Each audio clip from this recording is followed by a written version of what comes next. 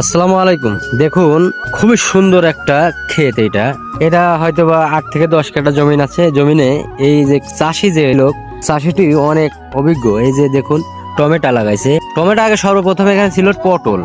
পটল শেষ করার পরে সিমের পাশাপাশি এই যে টমেটো লাগাইছিল, সে টমেটো আসলে খুব সুন্দর একটা ফলন হয়েছে। খুবই সুন্দর বাজার পাবে আর কি, দাম পাবে। এবং পাশাপাশি দেখুন, এই সিমের ক্ষেত্রে এত সুন্দর অনেক কয় রকম আইটেম আছে। এই যে সিমের পাশাপাশি এই যে টমেটো, এত সুন্দর টমেটো হয়েছে, খুবই সুন্দর। আর এর পাশাপাশি এই যে লাউ লাগাইছে নতুন করে, লাউ হেবে টমেটো শেষ, লাউ শুরু।